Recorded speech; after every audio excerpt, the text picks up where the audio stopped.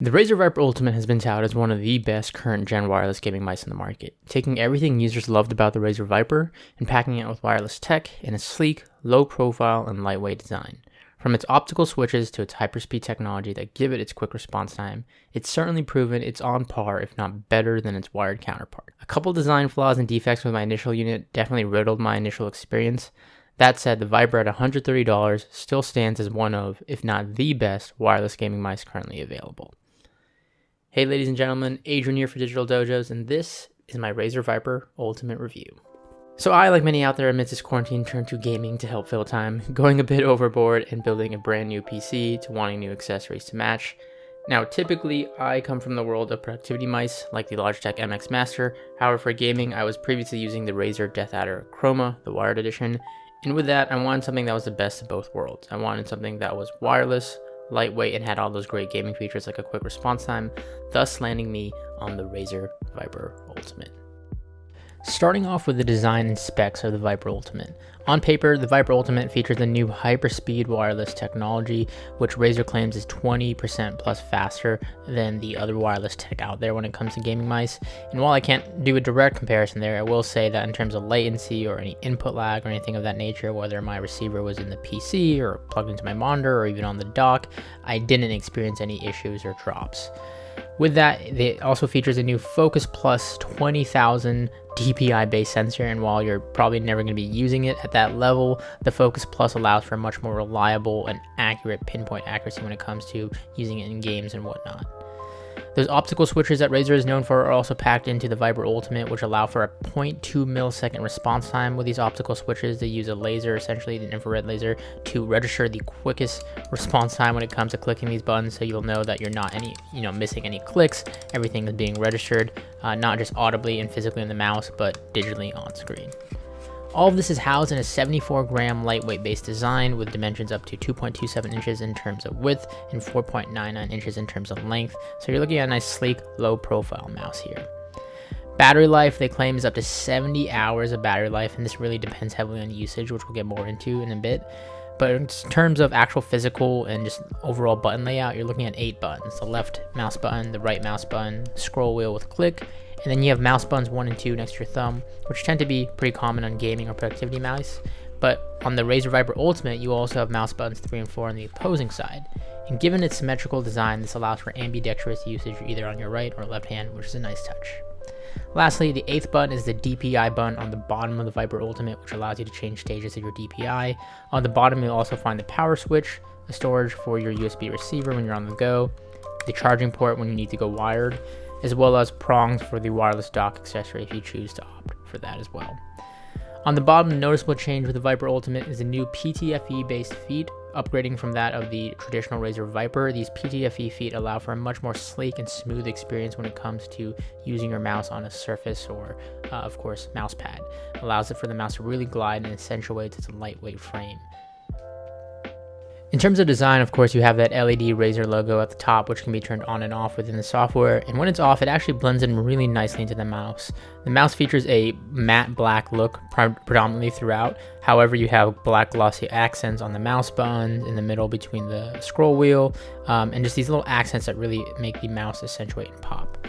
You have rubber guards on the left and right hand side to make it more comfortable and ease of use, as well as a rubber scroll wheel, which has a nice overall kind of crunch and click feel to it.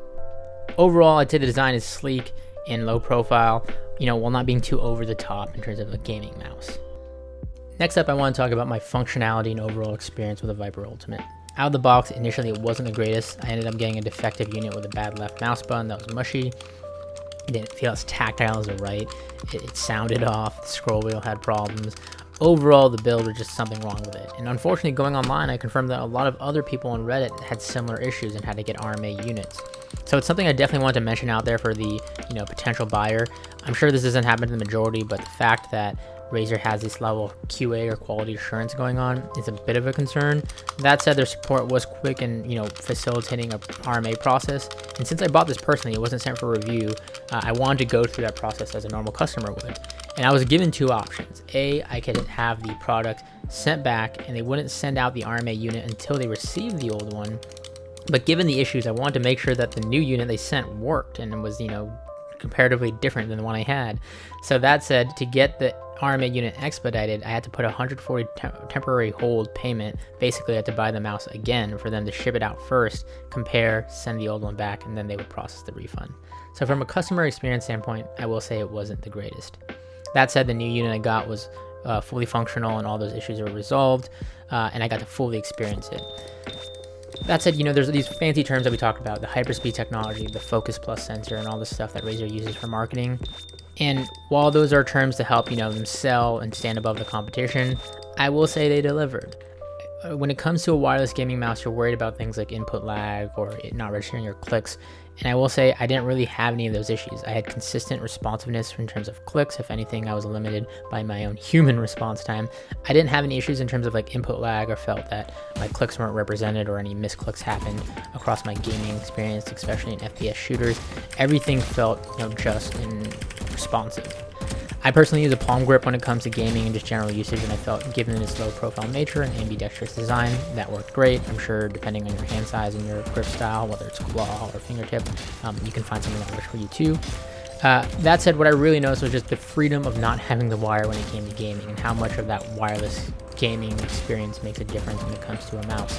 I quickly adjusted to the overall lightweight frame and structure coming from heavier mice in the past, and that was really the biggest difference and selling point for me personally, just having that true freedom and flexibility with this mouse. Now, I will say my only gripe with it design-wise is the mouse buttons are a bit too flush and flat for me. I wish they were a bit more pronounced or had some sort of indicators to make it easier to find either with my thumb or pinky, depending on the mouse buttons I was using in game. When it came to battery life, I will say that 70-hour life they tout is pretty accurate. I got about a week to a week and a half of usage with it at any given time. Now that said, my settings involve me turning off the LED light. I don't use the LED logo, so that saves a bit of power in itself. On top of that, when it came down to it, the one instance where it was dying in the middle of a game, I ended up just plugging in the wire and playing with it wired for like an hour or so.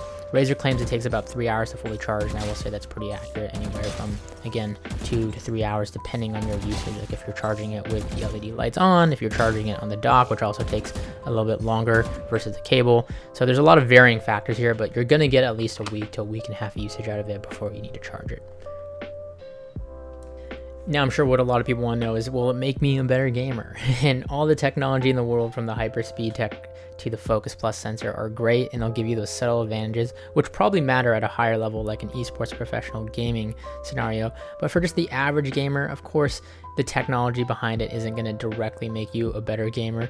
That said, I do think technology like this and stuff like this helps with the overall learning curve as you play more, as you put in the time, the repetition, and build up the muscle memory to use hardware like this.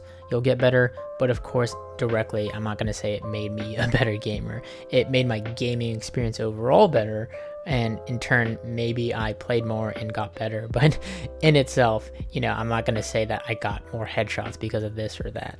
So the next thing I want to focus on is Razer Synapse software, because the software is really the other side of the hardware. And while Razer Synapse hasn't really gotten a great rep in the past, they've definitely come a long way and allow a lot of customization for your Viper Ultimate.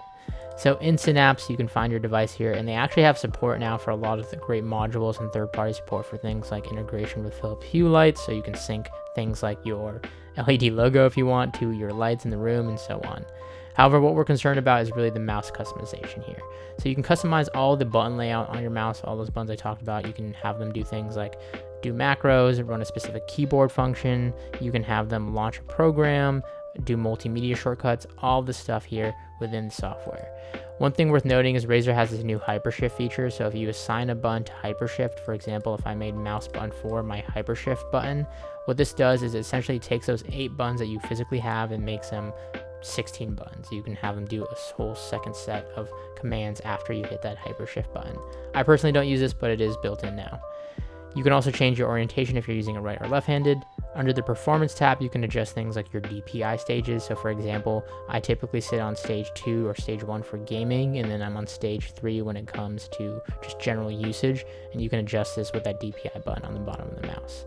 You can also adjust things like polling rate and your other mouse properties in Windows here. Under lighting, this is everything to do with the LED logo on the Viper Ultimate. You can adjust things like the overall brightness. You can have it switch off lighting when it is in, for example, idle mode. And then you can also adjust effects if you choose to turn on the lighting. So you can have it be static, do things like a pulsing or breathing like effect, or an audio meter for when audio is playing on your computer. And then you also have advanced effects for third-party software like Chroma Studio. Calibration is all about calibrating your Viper Ultimate to your mouse surface. You can have it use smart tracking so that it just, takes a look at the single cutoff point on your, in terms of when the laser hits the surface and adjusts for that tracking distance here. Or you can do manual calibration and choose to add a surface here. So if you're using something like a specific Razer product or a custom one, you can go ahead and input all those details here. Now the power tab is all about saving battery life, so you can adjust for when your mouse goes into sleep mode, when it's in idle, or low power mode after it drops to a certain percentage. So you can see here I'm below 30%, so it's going to now kick into low power mode. So with the Razer Synapse software, you have online profiles that you can use across your computer. So if you ever, hook up this device to another PC, you can easily just go ahead and load all of your settings on the go. Really great for traveling or when you're like upgrading to a new build. Overall, the Razer Synapse software has come a long way, and I think it's a nice kind of like set it and forget it mentality when it comes to this. Now, taking a look at a quick pros versus cons when it comes to the Razer Viper Ultimate, I would say the pros really lie in the build of it, the lightweight form factor at 74 grams, alongside the core technology that drives it all, from the hyperspeed wireless technology to those optical switches which allow for that quick response time when it comes to gaming, really does make all the difference. That said, the cons lie more so for me in that of the price. I understand $130 for a mouse is on the premium end, and there's a lot of alternative options out there for cheaper, not just from Razer, but from other manufacturers across the board. That said, if you are gaming on a daily basis and it's something that you obviously spend a lot of time doing, something that you use frequently like a mouse may be worth something investing to. Outside that, I would say the lack of physical customization is the only other con I can think of. This is often compared to the Logitech G Pro, and it does have the ability to kind of switch out those buttons. While the Razer Viper Ultimate has a lot of software customization, it would be nice to see a little bit more of that hardware customization when it comes to this build. So overall, the Razer Viper Ultimate showcased itself to be a solid and great performing, not just gaming mouse, but mouse as a whole. Though you're probably dropping $130 on this only if you're in the gaming category. Whether you're a professional esports player or just a casual gamer, this mouse has something for everyone. With the wireless technology that drives it all to the optical switches and the overall responsiveness of the Viper Ultimate, it really is second to none. And with its release prior to that of the Logitech G Pro series, which it's often compared to, it gives it the slight edge. It gave Razer its time to really refine and upgrade and listen to the community in terms of what was wanted out of the Razer Viper and putting that into the Ultimate, as well as making sure it's up to par with popular flagship mice like the Logitech G Pro. That said, despite my initial experience with the defective unit I got, I will say overall this mouse really redefined what it meant for me to have a wireless gaming mouse and experience that lightweight freedom and functionality. Really great solid build and great customizable features within its software. And that all said, a mouse or peripheral for that matter won't make you a better gamer outright. It won't improve your aim from the get-go. However, what great accessories like this do is help you in terms of ergonomics, comfort, and building that muscle memory when you get used to a device like this. And with that, I think that can improve your overall gameplay and experience. So if you're looking for a premium wireless gaming mice in 2020, simply put, this is one of the best available. We here at Digital Dojos give the Razer Viper Ultimate our stamp of approval. If you enjoyed this review and you found it helpful, be sure to hit that thumbs up and like button. Subscribe for more content and technology reviews in the future. And with that, comment down below on your thoughts on the Razer Viper Ultimate if you're using it or other gaming mice out there. And as always, ladies and gentlemen, thanks for watching.